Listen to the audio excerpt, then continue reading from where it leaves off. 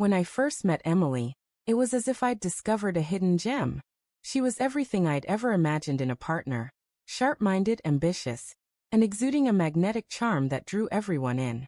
Her quick humor could light up any room, turning even the most mundane conversations into something vibrant.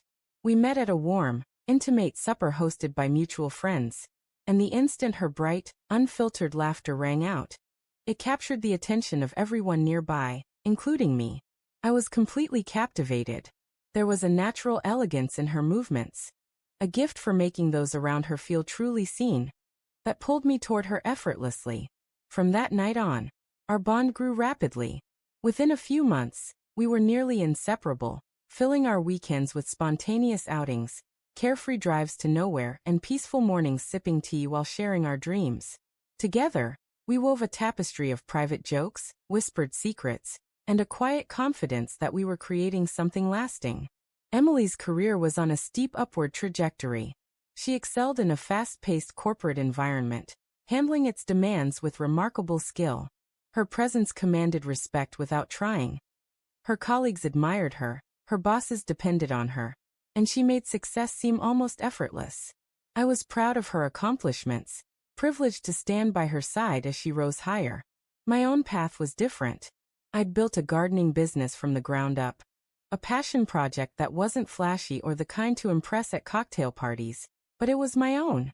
There was deep satisfaction in transforming chaotic, untamed spaces into something stunning. Each job was a blank slate for effort, care, and creativity, a mirror of my purpose. Emily often said she respected my commitment, that my choice to forge my own path instead of chasing corporate prestige inspired her. She called my independence invigorating. I believed her. At first, the change was so subtle I barely noticed. Her comments started as light-hearted teases. "You're lucky to dodge the mess of office drama," she'd say with a smile when ranting about her job. Or, "Must be nice to avoid the endless reports and meetings." I'd laugh, dismissing it as harmless venting. But over time, her tone sharpened. One night, during a dinner with friends, she remarked, "It's probably great, spending your days digging in the soil while we tackle real deadlines." The group chuckled, but her words cut. I told myself I was overthinking it, that she was just making small talk. Yet the remarks continued, each one more pointed. Gradually it sank in. Emily didn't respect my work. Still, my feelings for her remained strong. I convinced myself her words were empty, born of pressure or fatigue. Surely she didn't mean them. Then I proposed. It wasn't a grand gesture, just a quiet, sincere moment at home, filled with raw emotion. I poured out my love, my hopes for a future together. She accepted, her smile radiant, her embrace warm. And for a brief moment, everything felt perfect again. But cracks were already forming. The unraveling became clear at one of her company's extravagant events. A dazzling affair in a luxurious venue, with soft lighting, a live quartet, and waiters weaving through the crowd with trays of delicate appetizers. Emily had insisted I come, excited for me to meet her co-workers and see her world. Corporate events weren't my comfort zone, and I felt like an outsider, but I wanted to be there for her. So I wore my best shirt, tidied my appearance, and stepped into her sphere. At first, things went smoothly. Emily introduced me with her usual warmth, her hand lightly on my arm as she beamed at her colleagues. I made small talk, shook hands, and held my ground. Then came the inevitable question. "What do you do?" The asker, a man in his 40s with an impeccably tailored suit and a polished watch, waited. "I run a gardening business," I answered.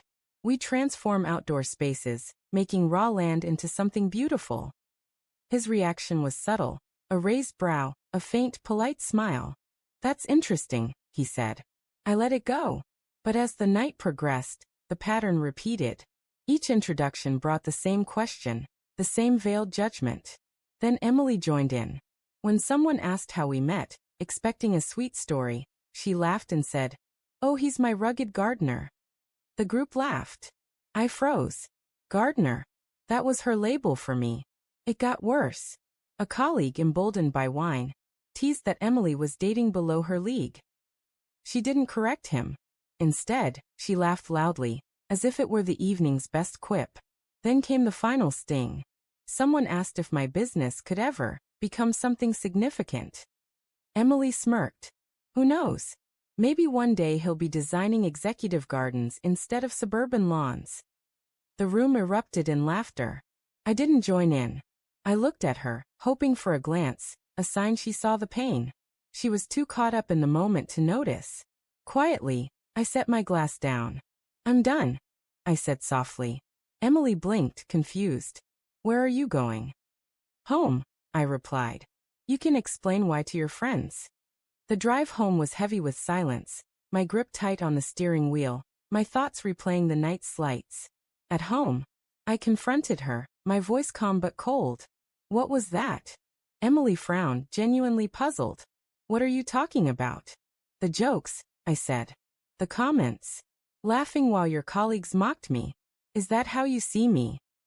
She sighed, rolling her eyes. You're making too much of this. It was nothing. I shook my head, anger rising. They treated me like I didn't belong, Emily, and you made it worse. For a moment, her face softened, but then she delivered the crushing blow. Your job isn't exactly prestigious, she said flatly. You prune bushes for a living. What do you expect? Something inside me shattered. Is that all you think I do? I whispered. She didn't answer. I nodded, decided. I can't do this. This engagement, this relationship, it's over. She frowned. What? I can't marry someone who doesn't respect me, I said, my voice firm. For a moment, I thought she'd apologize. Instead, she crossed her arms. Fine. Maybe we shouldn't. I met her gaze. Maybe we shouldn't. I slid the engagement ring off her finger and set it on the table, its cold metal a sharp contrast to the warmth it once held. Goodbye, Emily. The days that followed blurred into a fog of disbelief. One moment, we'd been planning a wedding, discussing venues and decor. The next, it was gone, as if it had never been. The engagement ended, the wedding canceled, and Emily disappeared from my life as quickly as she'd entered. At first, it felt surreal. I'd hear a noise and glance at the door, half expecting her to walk in with a casual hello. I'd reach for my phone to share a passing thought, only to stop myself. The silence was overwhelming. The house felt empty, her belongings no longer in the closet. Empty hangers carrying an unexpected weight. But the loneliness wasn't the worst part. The doubts were. Had she ever truly loved me? Had she always dismissed my work? If so, why had she agreed to marry me? The questions haunted me in the quiet of the night, unyielding. I threw myself into my work, finding comfort in the familiar.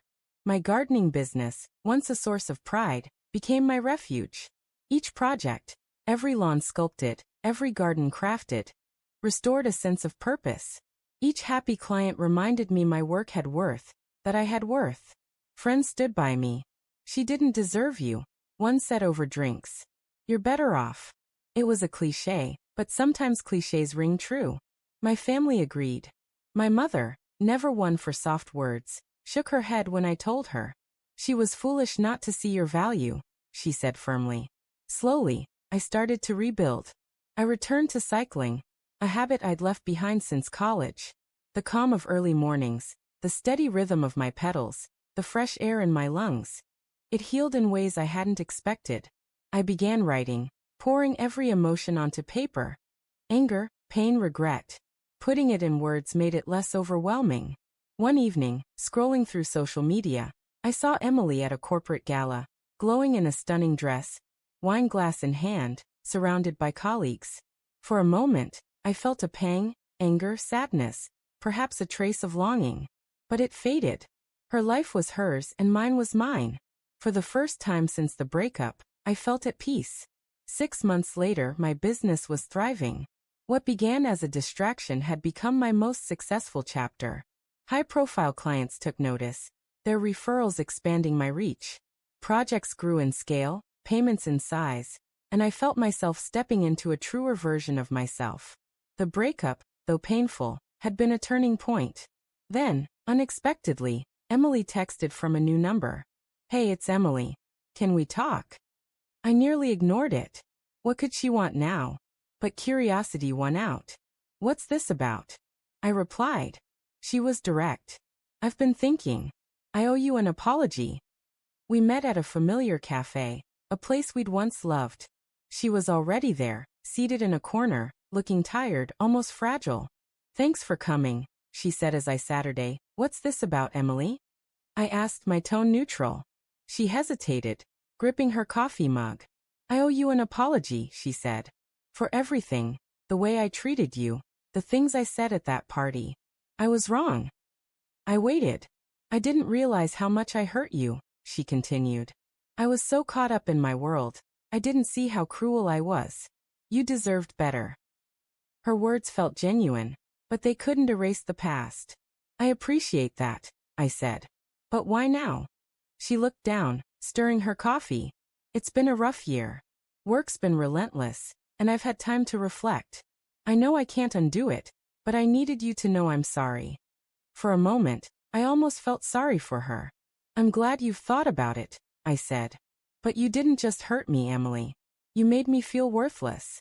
That's not something I can just forget. Tears welled in her eyes, but she nodded.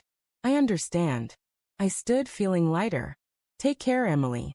Leaving that cafe, I felt closure. Her apology didn't heal the scars, but it let me let go. Life after Emily flourished. My business reached new heights when a corporate client hired me to redesign their office grounds, ironically near Emily's workplace. The irony wasn't lost on me. The project was a success, opening doors to more opportunities. The work Emily once mocked as cutting grass had earned respect, even acclaim. Beyond work, my life grew richer. I reconnected with old friends, spent more time outdoors, and eventually started dating again.